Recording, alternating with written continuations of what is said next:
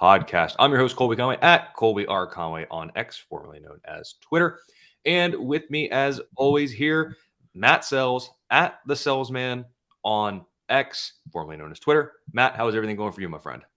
Things are not too bad. A little under the weather today, but we press on. Too much sports to deal with to let a little cold get me down. It's that season, man. Everybody's sports calendars are full, especially if you're following as many sports as I do. So, no sleep for the sports fans in the fall. AKA the Wicked. Ain't no rest for the Wicked, AKA the sports fans at this point. And fun time right now, too, over at Fantasy Alarm. We're starting to get a bunch of, we're now, I guess technically we're still preseason esque. We're basically ready for week one. We're week one action. We're 2 days before the official NFL kickoff. Yeah. So yeah, we'll cut the preseason crap out. We're here. It's week one over at Fantasy Alarm. Bunch of in-season football content now rolling out. We've had a couple of the DFS coaches come out as well. So if you're getting ready for some week one NFL DFS action, you can get that. And if you're not already a subscriber, get All Pro. That's the subscription plan that you are going to want to get everything that you need. Matt, we're going to talk about our normal things here that we talk early on in the week, talk a little injuries. We'll do some flavor of the week. And then, of course, we'll do everyone's favorite game show at the end of Name That Player. But first and foremost, I have to ask you this before we get into the injuries. Yankees are on a little run of late. I believe they swept the Astros in their recent series, which is like the first time since like 1743 that they have done that against the Astros. But ultimately, is it too little too late for the Bronx Bombers? yeah, it's a pretty packed AL.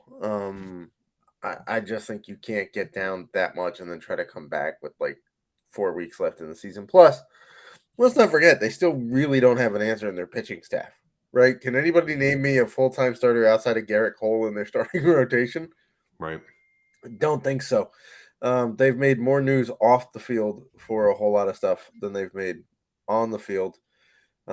Sure, the Anthony Volpe deal, becoming the first Yankee rookie ever to have a 2020 season.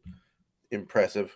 That's the 15th, I believe, rookie to have a 2020 season, joining Corbin Carroll this year as well.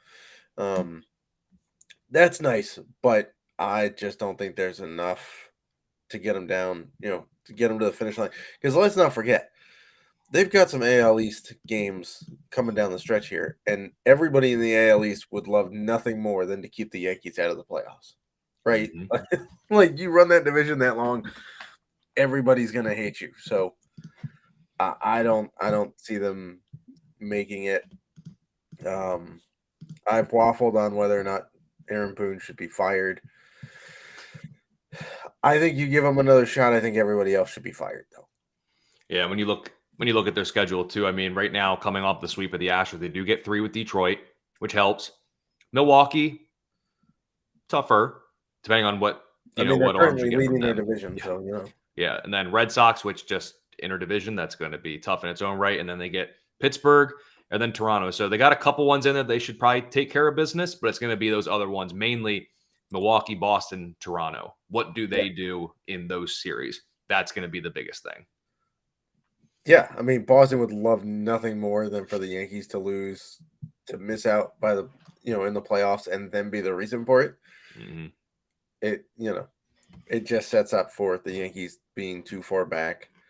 Because the AL West, we basically know that I think 3 teams are making it. Yeah. I don't think Texas is going to stumble all the way out of the playoffs. So that leaves realistically 1 wild card spot open. I don't know that they make up enough ground. Nor do I. I don't think they'll make it, but it's interesting, and we'll talk about it a little bit later when we get into another segment. Let's talk about a couple of injuries here, Matt. Obviously, again, we are contractually obliged to talk about Shohei Ohtani. It's written in our contract. That was a non-negotiable. We couldn't remove it, so we have to do it. But remove with right oblique tightness was actually scratched from the lineup.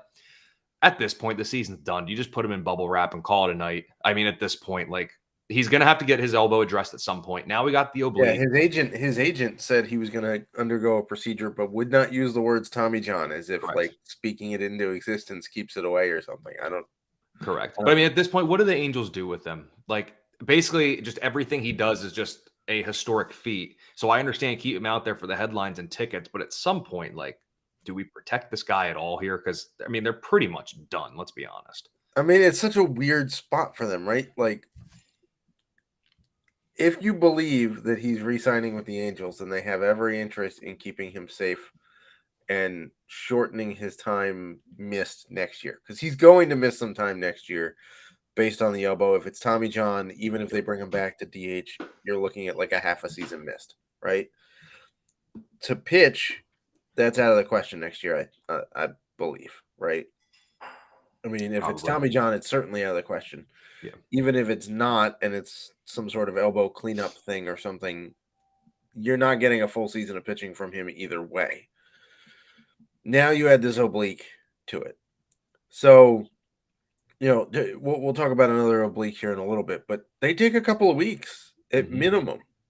And then they're pretty easily, re-injured if you're not careful. So if they believe he's re-signing, then they have every interest in keeping him healthy. If they don't think that they can re-sign him, that's where the interesting part comes. Do you try to get a week's worth of tickets out of him before he pieces out? Or do you say, we've had him for 7 years, we've kept him, above, everything we've done has been above board with him, so let's protect him so that he can, get the most out of his free agency. Right. It's a very weird situation. Not as weird as Anthony Rendon, but who, by the way, tried saying he didn't speak English today to the press. Did you see that? Did you see that clip? I did not, but nothing surprises me anymore. Yeah, he walked into the clubhouse. A beat reporter said, "Hey, do we get an injury update today?" And he goes, "No habla inglés today." Which, by the way, ending the phrase with an English word, that's pretty good. Defeats the purpose of saying "No habla inglés today." Then he put his hood up and walked out of the locker room. So it's pretty good. I like that one. I don't know, but I think the Angels just write it out. I mean, I did see their fans say, "Thank God I got this alert that he was scratched before I got too far because I turned around and got Froyo instead of going to the game." So, yeah, that lineup without him is tough times for Angels fans. Yeah, it's an interesting one to say the least there with that team and that lineup. I like picking against them and some player props. Who has a better lineup? Ohtani's not in there. The A's or the Angels? Honestly, I think I can name more in the A's lineup at this point. I think that's where we're at. Dudes on waivers still hitting homers for the Angels. I know. Oh, what a team! What a time to be alive. The Angels collapse of 2023. What a time to be alive. Another big arm. This one doesn't hit though, but another arm. Max Scherzer. This is an interesting little blend of terminology, wording. So I'm here to have you decipher basically what's going on. But ultimately, with Max Scherzer, was removed from his start. They said it was fatigue/forearm, but they said that the forearm tightness was related to fatigue.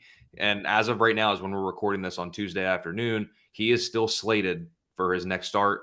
No update there. So what do we make of the Scherzer thing? Is it truly fatigue? Is it like he's a guy that consistently 200 plus innings. So I don't necessarily think it's the innings, but is it the amount of innings that he's worked under these new rules that has been kind of the bigger thing for him? So, I mean, what all do we make of the Scherzer ailment, we'll call it?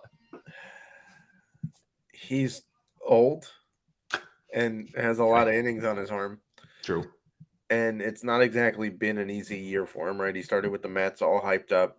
Then they suck. Then he throws the front office under the bus when he gets to Texas. Whether what he said was true or not, I don't know. But, he aired some dirty laundry in the press. And then he gets to Texas where they're a half game in front of Houston for the AOS lead. And now they're in third place. And the Mariners, who are out of the playoffs at the trade deadline, are now leading the division. So it's been a wonky year. I do think that the pitch clock rules have played a role. He did make mention of it in spring training that he thought this might lead to some additional injuries for pitchers. I don't know if he was trying to foreshadow or what. The other possibility is that the Rangers are just playing head games with the Astros. Because it's Verlander Scherzer is the matchup here that we're talking about, that he's still slated to. Right. Maybe it's the Rangers laying some head games there with one of their rivals, so that, if he shows up and plays well and dominates, they can say, oh, your lineup got destroyed by a 40-year-old dude who's fatigued with arm issues. Right. But at the same point, then if they don't, oh, cool, it was a 40-year-old dude with a lot of innings and arm issues. Good job. Good for you. It's like a self-handicap almost. Right. Kind of He mad dogged it through there, Yeah. So I don't know. He's slated to make his next start. We'll see where that goes. If they scratch him before then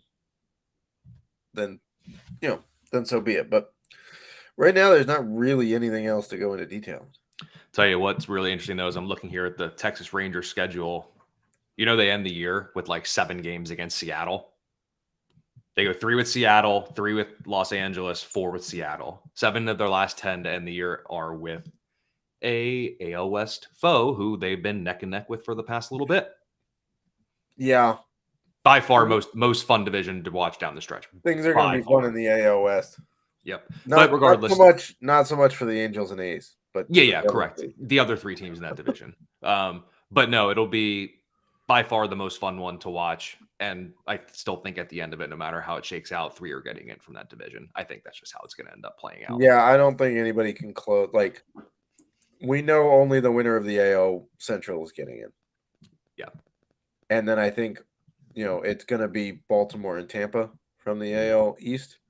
They're too far ahead of anybody else to let that slip. So, yeah. Yep, I would agree. I would agree with you there. You talked about oblique, a little foreshadowing here. Matt McClain, just a stud who came up for Cincinnati, was hitting home runs, stealing base, hitting for a reliable batting average. He went out with an oblique, just another Cincinnati infielder to go down. Matt McClain, the oblique, they say about 2 to 3 more weeks. So basically it's like last week of the season. So outside of fantasy managers that have something to play for, I mean, he's pretty much done for all intents and purposes for this season. But let's kind of talk about like next year, because obviously he came up. I believe he had double-digit homers and double-digit steals. Obviously, it's a very good home park for him. I mean, just how high of a draft pick can he be next year? Like top 50, top 75? Like, is that too bold, too aggressive? I think top 50 is a little high. Okay, top 100. Certainly top 100. What about top 75? What about top 80? What about top 81? Yeah, we're getting really you're putting over under at 80 and a half here. Just give me something here. What are we thinking? Are we thinking 80, 82? So, I mean, seriously, though, just how high can he be? Because we saw a good bit of fantasy juice from him here and what we saw here in 2023. We did, but my question to you is, how does this infield shake out going into next year? Well, that's a great question. Because you have to assume, like, they've called up everybody, right? But let's not forget that Joey Votto was injured for a good chunk of the year. Mm-hmm. So that gave up some at-bats. Jonathan India has been in and out of that lineup. Nick Senzel has been in and out of that lineup, right?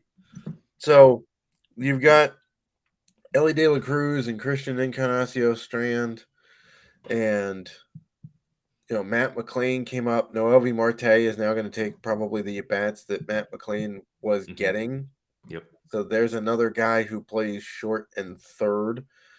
And so I just don't like. It's going to be interesting to see who gets at bats where, because like they have everybody that can play everywhere, and you're not going to play them all at the same time. Right.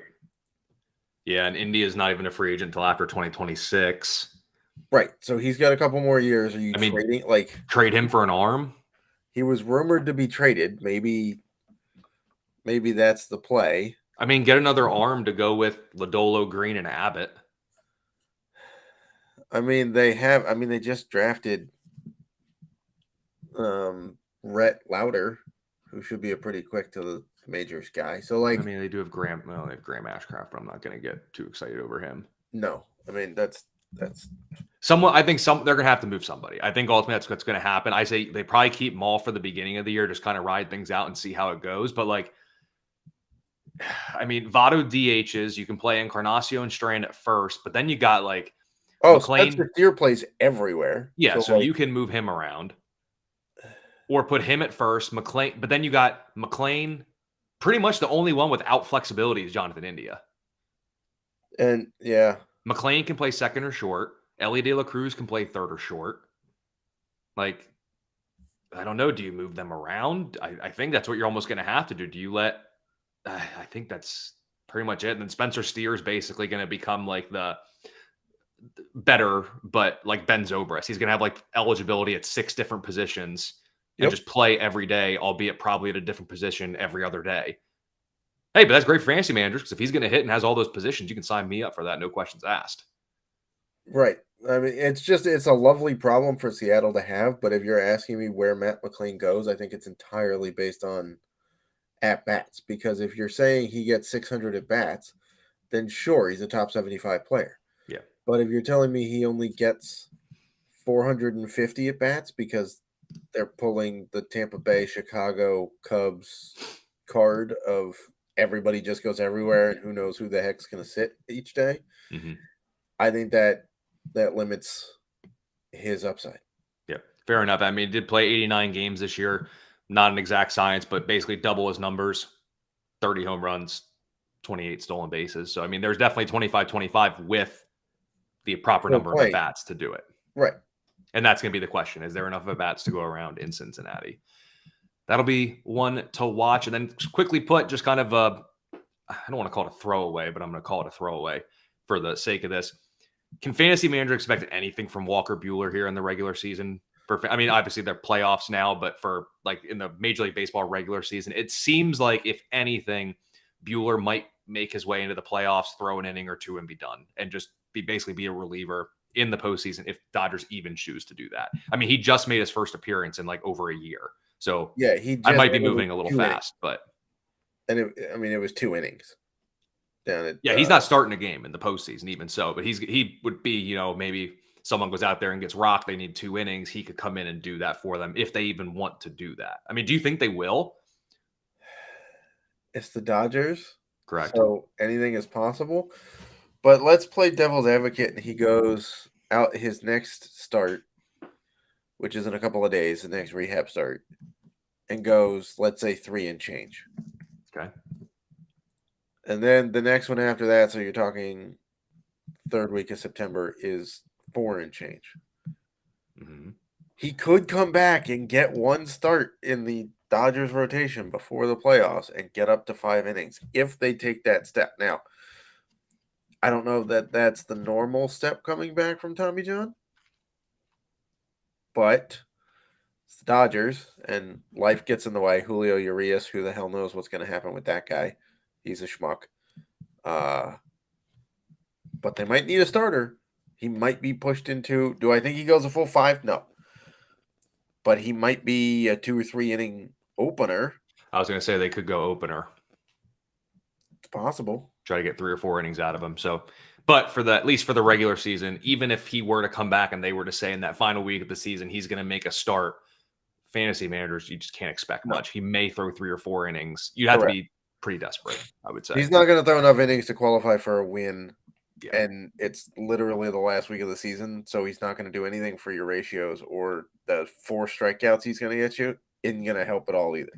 Yep, I agree with you there, Matt. It's the early week edition, so it's time for flavor of the week. I'm going to let you go first because what you were talking about is something that is a newfound love of mine. So I'll let you go first. So we get a little crossover here. A, it's a product that I like a lot of their flavors of. B, it's a NASCAR sponsor, so I'm supporting a sport that I follow. And it's helpful this time of year. I'm specifically talking about Celsius energy drinks. Now, if there's others that you like, let it be Prime, Alani's, whatever, you want to do, fine. But this is the time of year where you're going to have to start to like energy drinks if you want to be good at both the end of fantasy baseball and the beginning of fantasy football, because you can't win your league in the first 4 weeks of fantasy football, but you could sure lose it. Can you lose playoff spots in the last or standings in the last few weeks of fantasy baseball? Yeah, if you're not up to date with, prospects that come up or the injuries. And we had Ryne Stanek went down for the Astros. What happens with their holds and their bullpen? Now, you're going to need some caffeine to help you stay focused and awake during this last stretch here. Celsius, usually pretty good for me. Like, it keeps me focused. All sorts of good. But whatever energy drink works for you, that's my flavor of the week. Is we're going to need some energy drinks during September because there's way too much sports going on and life, obviously. It's not like I'm not married with 2 kids that are busy.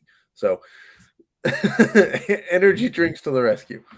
Yep. I'm a big Celsius fan. Usually drink it before I work out or a little bit beforehand, get that little kick. So I am all aboard the Celsius train with you there. That's just my preferred energy drink, but any of them will work in this time. Keto, for those of you who follow keto, it's keto approved. Yep. Mine, the classic age-old conversation of should we eat out, but we have food here. Okay. I had this conversation last night. It's a weekly thing. Yep. Sometimes daily. Yep. You go grocery shopping, you get all this, and then 4 days later, you're like, we don't have any food. I don't like anything I bought. We have food. You just might not like what we have.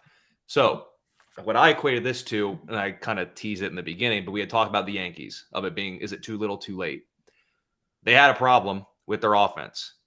They have always been a team that goes out and tries to basically buy off the shelf. They go get something and try to fix it. Did they have their best options in their house the entire time? Yeah, they just didn't call them up in time. Yep. So Everson Pereira, Jason Dominguez, Austin Wells. Again, are those 3 going to be guys that, flip your season on its head and take you from, Not in 3 weeks, no. Not in 3 weeks, no, but the sort of spark that they provided, the W's that have come since, it's something to consider. So sometimes, you may have just that plain boring old chicken breast sitting in the freezer. Sometimes just slap some seasoning on it and it may be better than whatever you're going to go out and get anyway. So never underestimate the food that you have in-house, and maybe the Yankees will actually start using some of these prospects rather than just trying to go out and buy everybody, because sometimes the best options are already in your house. Yeah, I mean that's been the drag on the Yankees for a while, is that they've had all these highly rated prospects and then they come up and they don't necessarily do anything, so people start to doubt prospects. I mean, Dominguez, guy's got an awesome nickname, by the way, the Martian. Yes. Hard to get better nickname than that. Austin Wells, pretty good.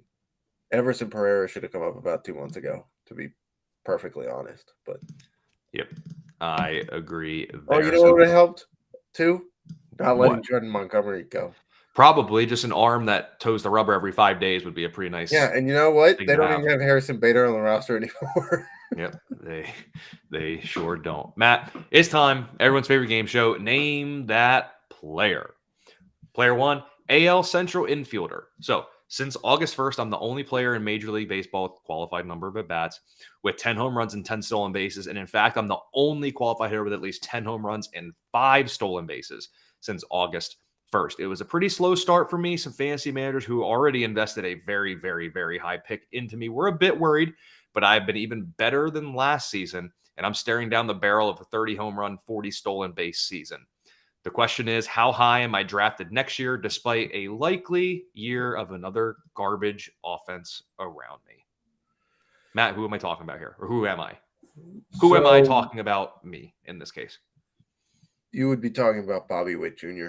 Sure would. Now, I know the Vinny P injury, not his fault and everything like that, but even with Vinny P there, I mean, they're still maybe a slightly below average offense instead of a way below average offense. I mean, yeah, but we've seen this in baseball where the guys who are in bad offenses still put up good numbers.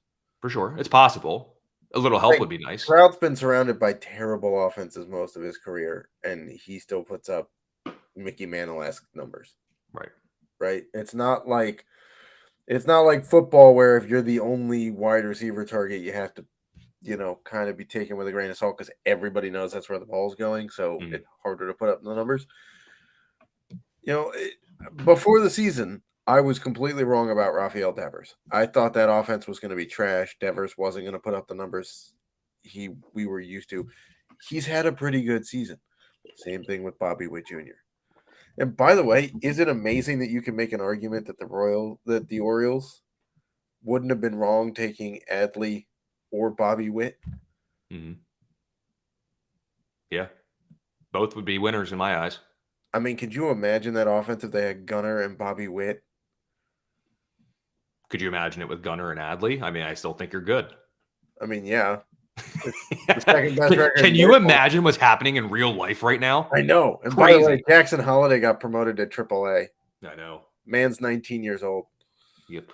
Not even can we call him a man at 19 years old? Like, yeah, you can. You can. I guess. Bobby Witt. Okay, so a guy like him. I'd still take him in the top 5 picks next year. I was going to say how high. I was thinking I can't see him getting the past. Same numbers. He's putting up. I mean, not the same numbers as Acuna, but like he's in that range. I would say anything past 5th would be a steal for Witt. As of we're talking today in Correct. September of 2023. That's what I see. It's a 30-40 season. Yeah. How many dudes can you realistically go into next year assuming give you a 30-40 season? Acuna, Bobby Witt, maybe Corbin Carroll? Maybe. Yeah. Can't say Julio Rodriguez. I don't think he steals that many bases. I don't think Trey Turner is going to, even if he bounces back, he's only surpassed 40 twice in his career. Correct. So maybe not. Yeah. I mean, it's on one hand for sure. You're talking like maybe 3 dudes. Yeah. Because Trout doesn't steal that many anymore either. Yeah. And Ohtani won't get to 40. No, because he's only going to play like a half a season anyway. Right. So. Yep. All right. Player number 2, NL Central starter. Here we go. This is an impressive run, but over my last 7 starts, I'm 5-0 with a 1.71 ERA, a 69-10 strikeout to walk ratio with a 44.2% strikeout rate.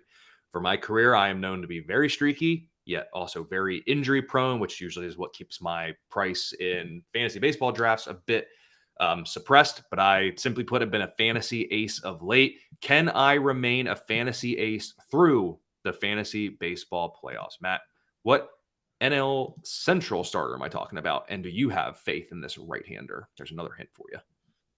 So I believe that run has been compiled by one Mr. Freddie Peralta of the Milwaukee Brewers. It is. The strikeouts are there. He stayed healthy. This is the best version of him. That's always been his thing. Is if he can stay healthy, he is an elite strikeout guy. Consistently, I guess you could say consistently inconsistent. Yeah, I guess you could say that. He's very consistent with what he is. It's just you never know when the streak's coming, when the injury's coming, yada, yada, yada. But he's been damn good. Do I think he's this good the rest of the way? No. But do I think he falls off a cliff? No. I think he's going to fall a little bit. But you're still going to get elite strikeout stuff, good ratios for a winning team who's trying to lock down a division. And sometimes that's all you can ask for. And you'll be happy with it. Yep. So it is what it is there. But that'll do it for this week's edition. You can give me a follow on X, formerly Twitter, at Colby R. Conway. Matt Selz is at the Selzman. And make sure you head over to fantasyalarm.com. Become an all-pro subscriber. You can still try it free for 7 days. Get you access to all of our fantasy football stuff, our DFS content. Get ready for week 1. Houston's covering against Baltimore. I've said it. And there's going to be a lot of other great access that you get, including Discord, so you can chat with Matt and I directly to help your fantasy baseball teams in the playoffs, as well as in the NFL channels. Shoot the breeze about some NFL, DFS, and redraft content. Once again, head over to fantasyalarm.com. Become an all-pro subscriber. Follow Matt and I on X, formerly known as Twitter. And we will see you later this week with the next edition of the Fantasy Alarm Fantasy Baseball